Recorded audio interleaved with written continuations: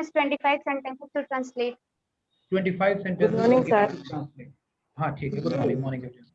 So I gave you 25 sentences to translate और आज मुझे लग रहा है कि आप लोगों ने उन 25 sentences को बना लिया होगा.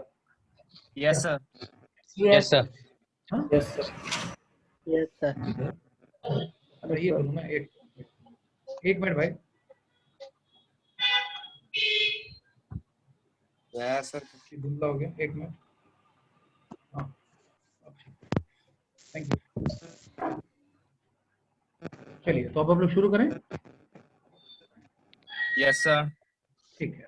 Yes. So I want one of you to read all the sentences. तुम में से कोई एक आदमी सारे sentences को पढ़ेगा और जब वो सेंटेंस पढ़ेगा उसके पढ़ने के बाद तुम लोग उसकी इंग्लिश बोलोगे और जब तुम लोग इंग्लिश बोल दोगे उसके बाद मैं उसकी एक इंग्लिश और बोलूंगा मैं अपने हिसाब से जो उसकी सही इंग्लिश होगी.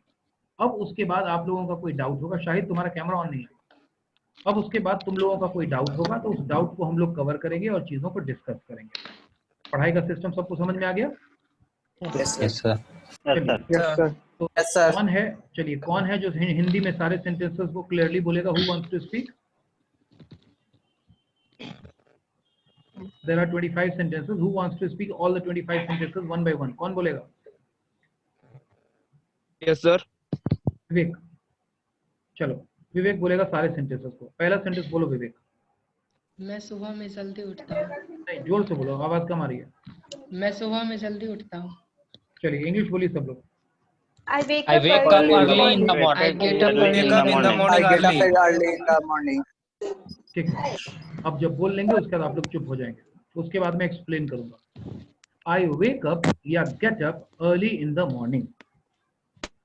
ठीक है? Yes, sir. चलिए इसमें कोई डाउट है तो आप लोग पूछ सकते हैं. कोई और बच्चा कुछ और लिखा हो तो वो पूछ सकता है. Sir, आगे बोलिए. हाँ बोलिए. sir, I have written I wake up in the morning early. बिल्कुल सही है. I wake up in the morning early एकदम सही है, कोई दिक्कत नहीं है. या early in the morning दोनों बातें बिल्कुल सही है.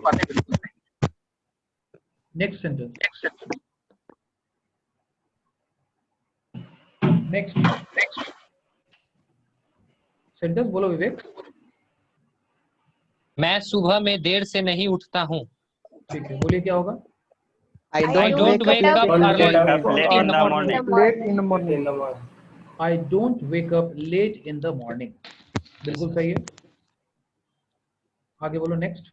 मैं सुबह में 5 बजे उठता हूँ. Yes, come to the sentence. I wake up at 5 o'clock. In the morning at 5 o'clock. सुबह में भी है तो I wake up at 5 o'clock in the morning. ऐसा नहीं हो सकता. I wake up in the morning at 5 o'clock. एकदम हो सकता है. I wake up in the morning at 5 o'clock. इसको ऐसे भी तुम बना सकते हो गुरु. In the morning Yes. I wake up at 5 o'clock. ये भी बना सकते हो, इसमें कोई दिक्कत नहीं है. ठीक है? Yes, चलो एक काम करो, सब लोग इसमें एक चीज को बॉक्स में डालो. I wake up. बॉक्स में डालो. I wake up. ये हमारा बेसिक सेंटेंस है. I wake up.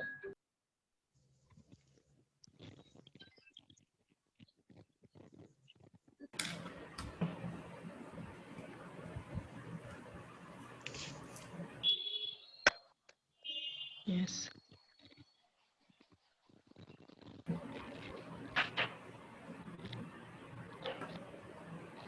क्लास कब से खुल रहा है पता. What did you write? क्या सेंटेंस था हमारा? नेक्स्ट नहीं मैं नेक्स्ट 8 या नहीं. नेक्स्ट नहीं, जो अभी सेंटेंस मैंने बॉक्स में लिखवाया वो सेंटेंस क्या था? हिंदी में बोलो. I wake up. I wake up. नहीं सेंटेंस क्या है? I wake up at 5 o'clock in the morning. हाँ, अब इसमें तुम लोगों ने गुरु के जवाब क्वेश्चन का मैं जवाब दे रहा हूँ. आई वेक अप को बॉक्स में डाल दो. ये हमारा बेसिक सेंटेंस है गुरु. बेसिक सेंटेंस का मतलब होता है कि आई वेक अप जस्ट का तस रहेगा, इसमें कोई बदलाव नहीं होगा. अब इसमें तुमने दो बातें जोड़ी है. इन द मॉर्निंग एक लाइन से अंडरलाइन करो. इन द मॉर्निंग एक लाइन से अंडरलाइन करो. एट 5 o'clock दूसरे लाइन से अंडरलाइन करो. इसका मतलब ये हुआ कि बेसिक सेंटेंस में तुमने दो चीजों को जोड़ा है. You have added two things in the basic sentence. अब ये जो दो चीजें हैं गुरु, इन दो चीजों को हम कैसे भी बोल सकते हैं. I wake up in the morning at 6 o'clock, चाहे तो उल्टा कर दें. I wake up at 6 o'clock in the morning, चाहे तो आगे ले लें, in the morning I wake up at 6 o'clock। मेरी बात समझ गए आप लोग? Yes, Yes, sir. sir. Yes, sir. Yes, sir. ठीक है, चलिए अगला सेंटेंस, सेंटेंस नंबर 4 होगा, नंबर के साथ बोलना। विवेक 4 नंबर, मैं 8 या 9 बजे नहीं उठता हूँ। चलिए, respond everyone. I don't wake up I at don't don't get get up 9 at o'clock. 8 or 9 o'clock. I don't wake up at 8 o'clock or 9 o'clock, या I don't wake up at 8 or 9 o'clock। Yes. Yes, I sir. don't wake up at 8 और 9 o'clock। English में और का मतलब O R का मतलब या होता है। नेक्स्ट, मैं सबसे पहले फ्रेश होता हूँ। Yes I get respond. fresh first of all. I get fresh at first. First, I get fresh. हाँ, इसमें बेसिक सेंटेंस है आई गेट फ्रेश। अब इसको हम बहुत तरीके से लिख सकते हैं। First of all I get I fresh, get fresh. या I get fresh first of all, या at first I get fresh. First I get fresh भी चल सकता है। आगे नेक्स्ट 6 नंबर, मैं अपना समय बर्बाद नहीं करता हूँ। बोलो, respond I everyone. don't waste my I time. don't waste my time. I I don't waste my don't time. waste my time. I don't waste my time. सही है, आगे बढ़ो। 7 नंबर, मैं एक डिसिप्लिन रूटीन को फॉलो करता हूँ। बोलो, tell me. I follow a disciplined follow a discipline routine. I follow a disciplined routine. अनुशासित रूटीन को फॉलो करता हूँ, सिस्टमैटिक आदमी हूँ। I follow a disciplined routine. आगे 8, मैं सुबह में मॉर्निंग वॉक के लिए जाता हूँ। बोलो। I go for a morning I go For for walk in the walk. morning. I go to morning walk in the morning. अब यहाँ पे थोड़ा सा ध्यान रखना है, मैं सुबह में मॉर्निंग वॉक के लिए जाता हूँ, तो I go for a morning walk इतना ही बोल देना काफी है। इन द मॉर्निंग नहीं होगा, शाम में मॉर्निंग वॉक के लिए कैसे जाओगे? तो सीधा होगा I go for a morning walk, बस। Sir, I in go the to morning morning लगाने walk. की जरूरत नहीं है, गो टू नहीं होगा। I go for a morning walk, in the morning लगाने की जरूरत नहीं है। अगर होता कि मैं सुबह में टहलने के लिए जाता हूँ तब लगाते I go for a walk in the morning, क्योंकि टहला सुबह में भी जा सकता है और शाम में भी जा सकता है। लेकिन सर, यहाँ यहाँ मीनिंग पे ऑलरेडी go के क्लियर है। साथ सर यहाँ पे गो के साथ टू का यूज क्यों नहीं कर रहे? फिर बोलो। गो के साथ टू का यूज क्यों नहीं कर रहे? पर ऐसे तो होता है ना गो के साथ। जब भी हम लोग जाते हैं मॉर्निंग वॉक के लिए तो उसके लिए हम फॉर प्रीपोजिशन का यूज करते हैं। For a morning walk, to a morning walk नहीं होता है। For a morning walk to लगेगा पार्क के लिए। I go to a park for a morning walk.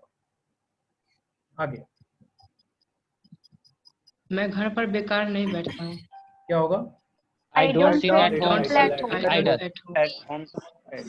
I don't Idle का sit spelling? idle at home. I don't sit idle, मैं नहीं बेकार बैठता हूँ at home। रेखा, ता I don't sit idle at home।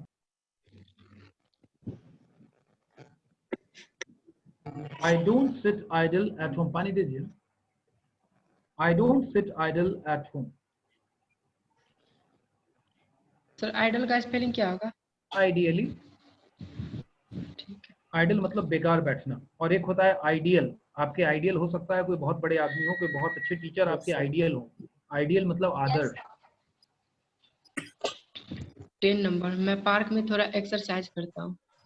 ठीक है, क्या Sometimes I होगा? do exercise in the I do park. Exercise sometime in the park. नहीं, इसमें सम टाइम शुरू में नहीं लगेगा उदय। मैं पार्क में थोड़ा एक्सरसाइज करता हूँ। उदय, ये नहीं कहा गया है कि मैं कभी कभी पार्क में एक्सरसाइज करता हूँ। तो तुम्हारे सेंटेंस का मतलब उदय हो गया कि मैं कभी कभी पार्क में एक्सरसाइज करता हूँ। और यहाँ क्या है कि मैं पार्क में थोड़ा एक्सरसाइज करता हूँ, कहने का मतलब ज्यादा एक्सरसाइज नहीं करता हूँ। पहलवान लोग भी आते हैं, लेकिन मैं थोड़ा एक्सरसाइज करता हूँ। तो इसका होगा I do little exercise in the park, या I do some exercise in the park. I do क्या little बोले sir? exercise in the park, या I do some exercise in the park।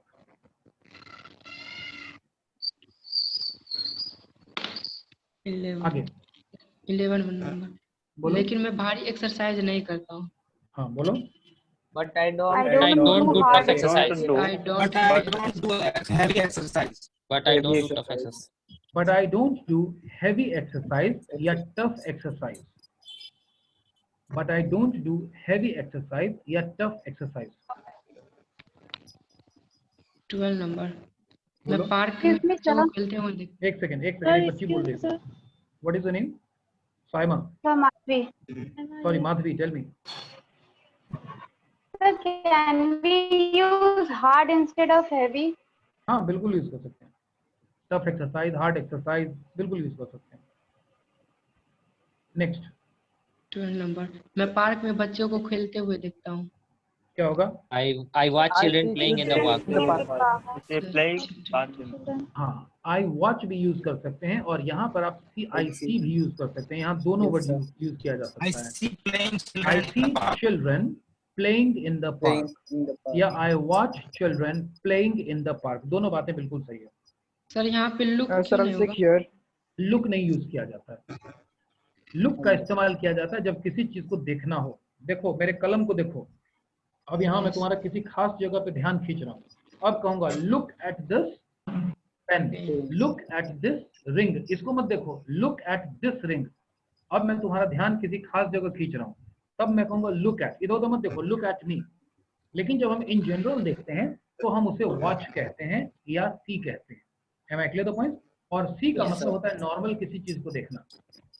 सी का मतलब हमेशा देखना नहीं होता है।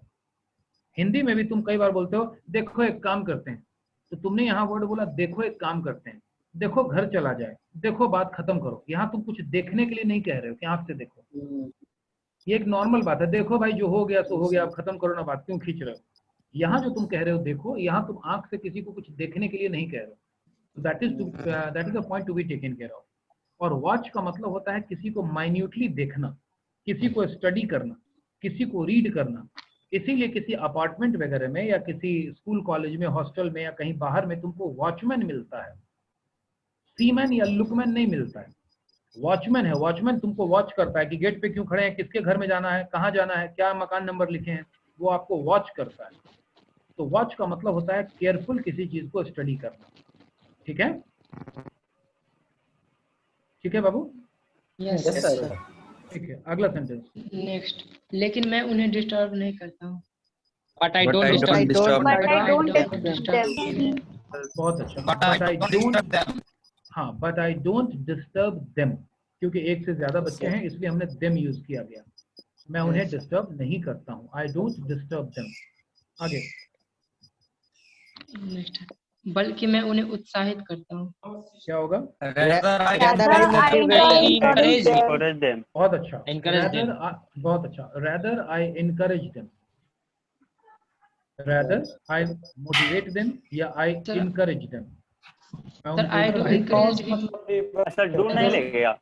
नहीं, डू नहीं होगा। इनकरेज का मतलब होता है इनकरेज करना, मोटिवेट का मतलब होता है मोटिवेट करना। इसलिए जब करना की मीनिंग उसी में आ गई तो डू अलग से नहीं होगा।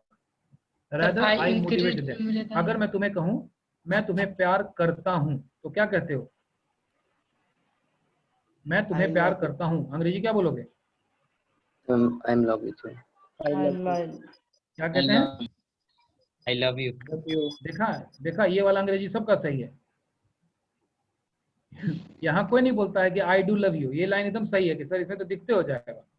इसी तरह से जब तुम कहते हो कि मैं तुम्हें प्यार करता हूँ, आई लव यू, इसी तरीके से मैं तुम्हें मोटिवेट करता हूँ, आई मोटिवेट यू। मैं तुम्हें गाइड करता हूँ, आई गाइड यू। इसमें करना की अंग्रेजी डू नहीं लगाई जाती है। चलिए अगला पॉइंट। कोई बच्चा बीच में बोल रहा था कुछ? Yes sir. मैं हाँ, आई इंक्रीज हिम रेदर नहीं होगा। क्या चीज? आई इंक्रीज हिम रेदर नहीं होगा। गलत है। इंक्रीज का मतलब होता है बढ़ावा देना। और जैसे कोई बच्चा बदतमीज है तुम उसको इंक्रीज कर रहे हो, तुम वॉल्यूम को इंक्रीज कर रहे हो। यहाँ तुम इंक्रीज नहीं कर रहे हो, इनकरेज कर रहे हो। इंक्रीज और इनकरेज में फर्क है। वॉल्यूम को इंक्रीज करेंगे, इनकरेज नहीं करेंगे। लेकिन मैं तुम्हें इनकरेज करूंगा कि शाबाश क्वेश्चन पूछो, मुझसे बढ़ चढ़ के बात करो। मैं तुम्हें प्रोत्साहित करता हूँ, मैं तुमको उत्साह से बढ़ता हूँ कि जरूर पूछो, सवाल जवाब जरूर करो, क्वेश्चन को जरूर करो। मैं तुमको मोटिवेट करता हूँ। ठीक है? Yes sir. और कुछ टीचर ऐसे भी होंगे जो तुमको डांट के तुमको मोटिवेट करने की जगह मटिया मेट कर देंगे। बनेगा ना? ठीक है ना? कि खबरदार कुछ पूछा, तो वो सब गलत अप्रोच है। मटिया मेट नहीं करना है, हमें मोटिवेट करना है लोगों को। आगे पास जाएगा। ठीक है आगे नेक्स्ट बोलो। है सर वहाँ 15 नंबर हाँ, मैं 15 उन्हें पहले नंबर का हाँ क्यों? भरता बनाते हैं। अच्छा हाँ आगे बोलो, अगला पॉइंट बोलो। हाँ सर 15 नंबर मैं उन्हें हतोत्साहित नहीं करता हूँ। मैं उन्हें हाथों I don't discourage I them. don't discourage Don't discourage them. फिर से बोलो, बंद I करो। don't I discourage them. don't discourage them. I don't discourage them. I do मैं not उन्हें discourage them. क्या चीज? क्या? I don't discourage them. हाँ, I don't discourage them. जैसे encourage का मतलब होता है उत्साहित कर देना किसी को, discourage का मतलब होता है हतोत्साहित कर देना। ठीक है, कोई बच्चा सवाल पूछे और मैं उसको बदतमीजी से डांट दूं, खराब कर दूं, तो बच्चे को मैं डिमोटिवेट कर दूंगा। आगे से बच्चा कहेगा तो सवाल नहीं पूछना है हमको। अक्सर आपके स्कूल लाइफ में टीचर्स आपको या फिर- डिमोटिवेट कर दिए होते हैं, इनकरेज नहीं करते हैं। इनकरेज करते तो आज आप लोग बहादुर बच्चे होते, फटाफट सवाल पूछते, झिझकते नहीं। लेकिन आपने कभी क्लास में सवाल पूछा होगा और क्लास के बच्चे Yes, sir. बेवकूफ की तरह हंस दिए होंगे, टीचर भी मजाक उड़ा दिए होंगे, तो धीरे धीरे आदमी सोचता है कि सवाल पूछने से तो बेइज्जती हो जाती है, तो इज्जत बचा के रखो, सवाल मत पूछ करो। तो ये हमको ध्यान रखना है। चलिए अच्छी बात है, आगे बढ़िए। 16 मैं वहाँ आधे घंटे बैठता हूँ। I sit half an hour there. There at I sit there half hour. There I sit for half an hour. पहले बोलो, सेंटेंस तो बोलो भाई। 16 नंबर सेंटेंस बोल रहा है विवेक, थोड़ा एनर्जी के साथ बोलो। खाए हो कि नहीं खाए हो जी? यस सर यस हाँ तो एनर्जी के 16 साथ बोलो। जवान लड़के हो, शादीशुदा हो जी? मैं वहाँ आधे घंटे बैठता हूँ। There I sit शादीशुदा for हो? half an hour. अरे रुक, I sit बोलो, there ज्यादा at जल्दी 30 मत। minutes. I stayed there for half an hour. Vivek Kumar तुम मैरिड हो? नहीं सर हेलो? तो सिंगल ऐसे है दुखी सर दुखी से क्यों रहते हो जी? तुम तो दुखी दुखी क्यों रहते हो? खुश रहा करो। खुशी रहते हैं। हाँ चलो, हाँ ठीक है। अब बोलो सेंटेंस क्या है, पहले सेंटेंस बोलो। 16 है मैं वहाँ आधे घंटे बैठता हूँ। हाँ अब बोलो इंग्लिश क्या होगा? I sit sit there there for sit half an half an hour. Hour there I sit there for half an hour.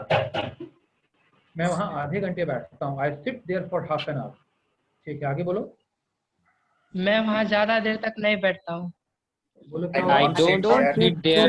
Don't There sit for late much there. time. Don't sit too late. I don't sit there for long.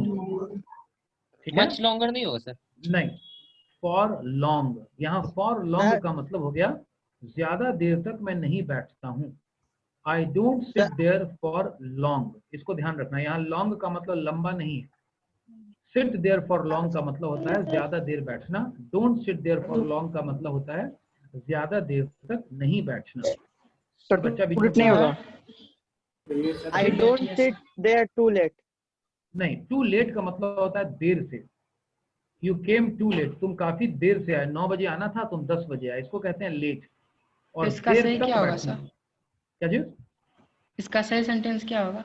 I don't sit there for long. Bracket में लिख लो time, लेकिन time बोला नहीं जाता है। I don't sit there for long time, और time को bracket में डालो। टाइम बोला नहीं जाता है, टाइम अंडरस्टूड हो जाता है कि मैं ज्यादा देर तक के लिए नहीं बैठता हूँ। I don't sit there for long. 7 बजे के आसपास मैं घर वापस आ जाता हूँ। ठीक है बोलिए। Around come 7 o'clock I come back home. To return home around बहुत of अच्छा, 7 o'clock. बहुत अच्छा। Around 7 o'clock, around of 7 o'clock नहीं, around 7 o'clock I come back home या आई रिटर्न होम।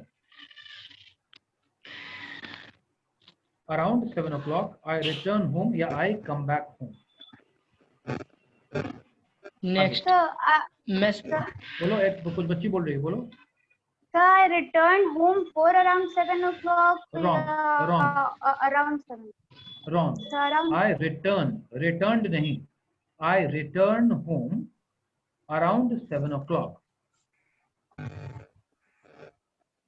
ठीक है आगे। नेक्स्ट अराउंड का मतलब ही होता है आसपास। 7 o'clock मतलब 7 बजे।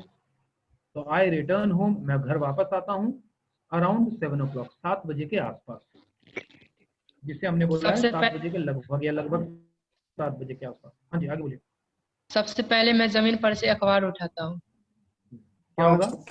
First of all, I First I take pick up newspaper from ground. from the ground. Newspaper I from pick from the ground. newspaper Correct. from the ground. Correct. First of all I pick up the newspaper from the ground. सही है. आगे. लेकिन उस वक्त मैं अखबार नहीं पढ़ता हूँ.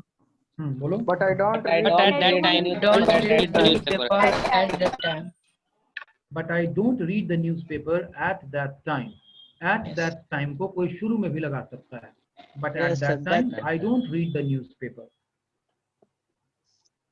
नेक्स्ट, सबसे पहले मैं इसे अपने पिताजी को दे देता हूँ. First of all, I Firstly, I give it to my father. First I give to my dad. First नहीं होगा और फर्स्टली वर्ड भी नहीं होगा. इंग्लिश में फर्स्टली नाम का कोई वर्ड नहीं होता है. I give it to my father. At first, I give it to my father. सबसे पहले मैं इसे अपने पिताजी को देता हूँ. At first, I give it to my father. सबसे पहले मैं इसे अपने पिताजी को देता हूँ. फर्स्टली नाम का कोई वर्ड नहीं होता, याद रखना. कभी भी मत बोलना फर्स्टली या सेकेंडली. अगला पॉइंट. फर्स्ट ऑफ ऑल होता है. बिल्कुल सही होता है. और मैं अपनी बारी का इंतजार करता हूँ. And I wait for my time. And I wait for my And turn. I waiting. And I am waiting नहीं होगा. आई एम वेटिंग नहीं होगा और टाइम भी नहीं होगा. टर्न मैंने बताया था बारी का इंतजार करने के लिए. And I wait for my turn. And I wait for my turn. और मैं अपनी बारी का इंतजार करता हूँ. And I wait for my turn. ठीक है, आगे बोलिए. नेक्स्ट, 10 मिनट के बाद मैं अखबार पढ़ता हूँ. क्या होगा? After 10 minutes, I After read 10 minutes, I read the newspaper. newspaper.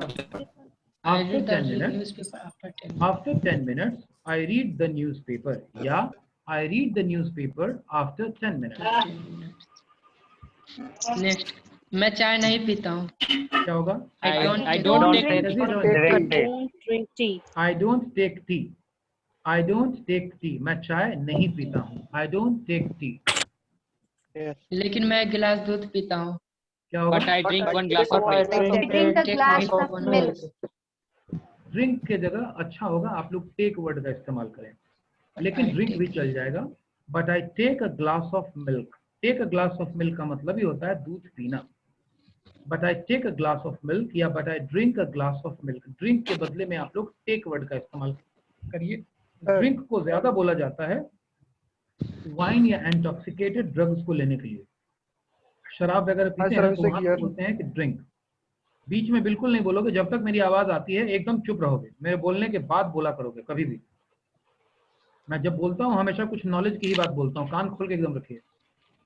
Drink का इस्तेमाल किया जाता है शराब या इंटॉक्सिकेटेड चीजों के लिए. तो मैं जब भी कहूंगा कि आई ड्रिंक तो आप समझ जाइएगा कि पोदार सर बोल रहे हैं कि मैं शराब पीता हूँ.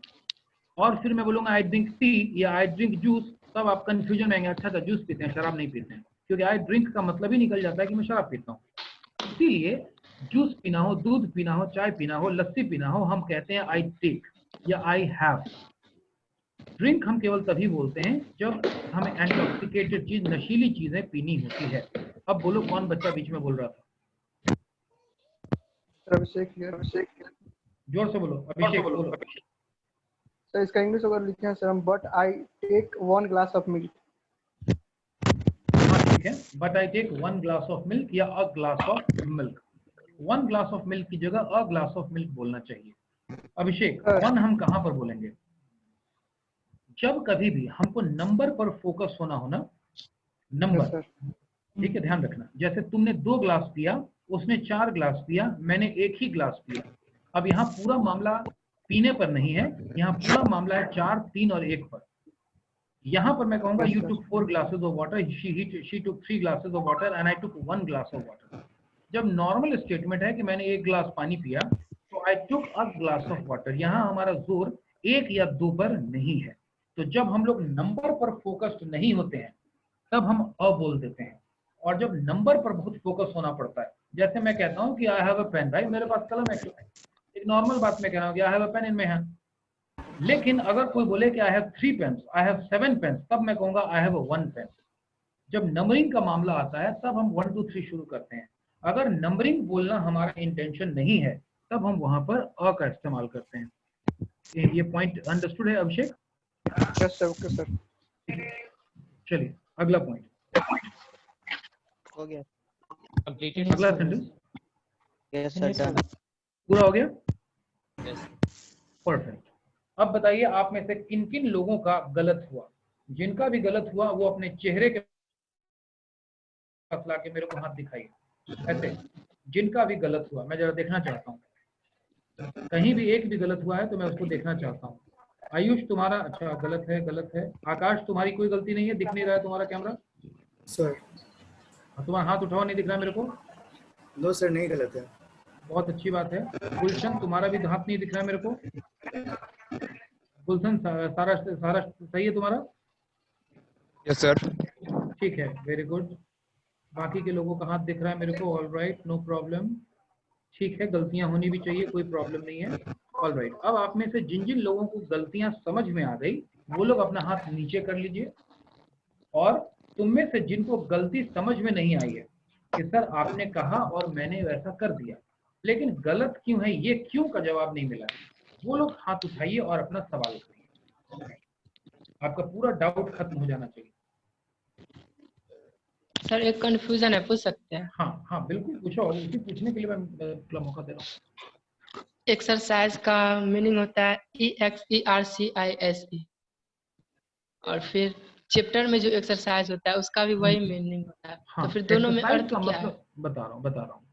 चलिए आप लोग जरा सा कुछ चीजों को लिखिए। विवेक ने सवाल पूछा है, लिखिए जरा नीचे, अलग से लिखिए, कुछ चीजों को लिखा रहा हूँ। एक्सरसाइज, एक्सरसाइज,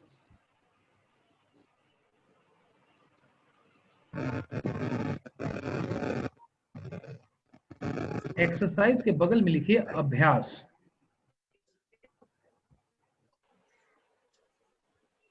डैश नाउन, अभ्यास डैश नाउन, और दूसरा लिखो अभ्यास करना, अभ्यास करना डैश वर्ब, अभ्यास करना डैश वर्ब। यानी विवेक एक्सरसाइज वर्ड का दो मतलब निकलता है, एक नाउन और दूसरा वर्ब। इसका क्या मतलब हुआ अभी और समझाता हूं। एक और वर्ड लिखो, लव, लव, लव के बगल में लिखो प्यार,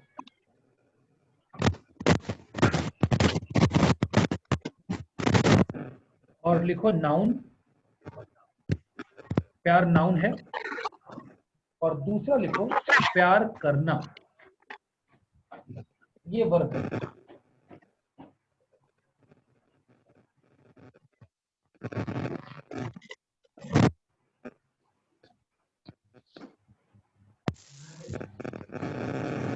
इसका ये मतलब हुआ कि एक वर्ड का दो दो मतलब होता है। प्यार का मतलब है नाउन, जैसे मैं किसी को देखता हूं कि कोई गाय के बछड़े को कान पकड़ के दोनों हाथ से सहला रहा है, मैं पूछता हूं कि व्हाट इज दिस, ये क्या है, तो लोग कहते हैं दिस इज लव। देखिए ना, गाय गाय को प्यार कर रहा है, दिस इज लव, ये प्यार है। और एक वर्ड होता है कि मैं तुम्हें प्यार करता हूं, तुम मुझे प्यार करते हो, I love you and you love me. इसी तरह से एक्सरसाइज का एक मतलब होता है अभ्यास, ठीक है ना, I will give you an exercise, लेकिन मैं ये नहीं कह सकता हूं कि I will give you a go. Verb के बारे में नहीं कह सकता हूं कि I will give you a come, ये नहीं कह सकता हूं, लेकिन ये कह सकता हूं कि I will give you a cup, I will give you an exercise, I will give you a rose, मैं तुम्हें एक कलम दूंगा, कप दूंगा, गुलाब दूंगा, ये मैं कह सकता हूं, ये नाउन है। तो कहीं पर नाउन के तरह से यूज किया जाता है और कहीं पर वर्ब की तरह से यूज किया जाता है। अब एक और चीज को हम लोग थोड़ा समझते हैं, लिखो, एक और चीज को लिखो, एक्सरसाइज करना,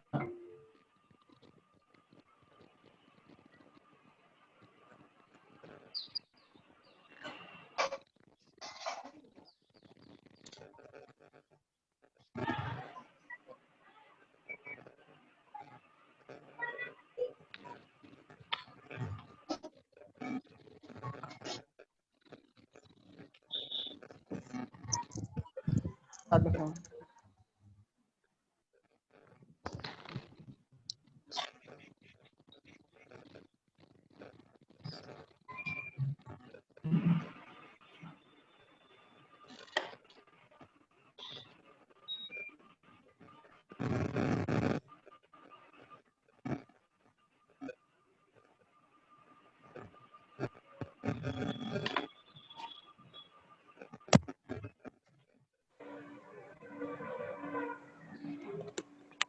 हेलो।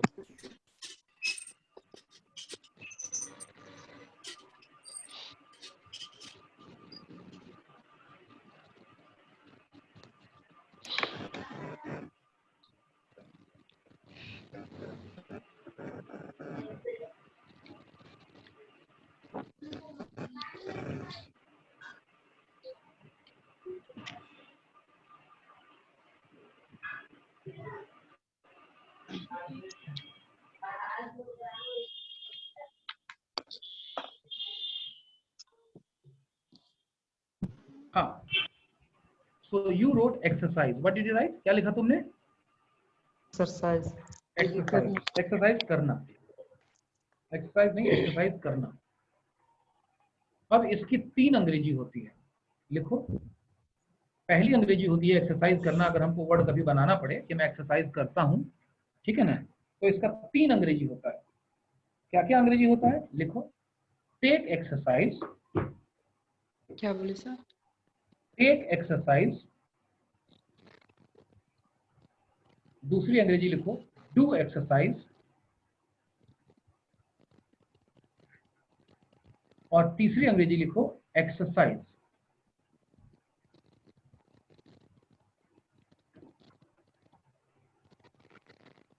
अब इन तीनों का मतलब होता है एक्सरसाइज करना। क्या मतलब होता है? एक्सरसाइज करना। एक्सरसाइज करना। इन तीनों का मतलब होता है।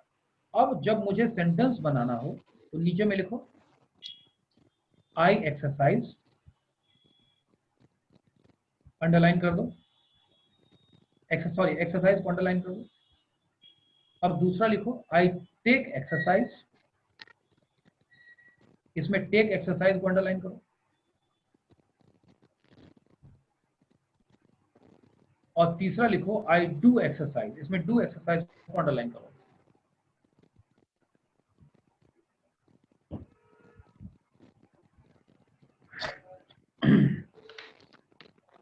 अब इन तीनों का मतलब हुआ, टेक एक्सरसाइज का मतलब होता है एक्सरसाइज करना, तो आई टेक एक्सरसाइज का मतलब हुआ कि मैं एक्सरसाइज करता हूं। आई डू एक्सरसाइज का मतलब हुआ कि मैं एक्सरसाइज करता हूं। और आई एक्सरसाइज का मतलब हुआ कि मैं एक्सरसाइज करता हूं। अब टेक एक्सरसाइज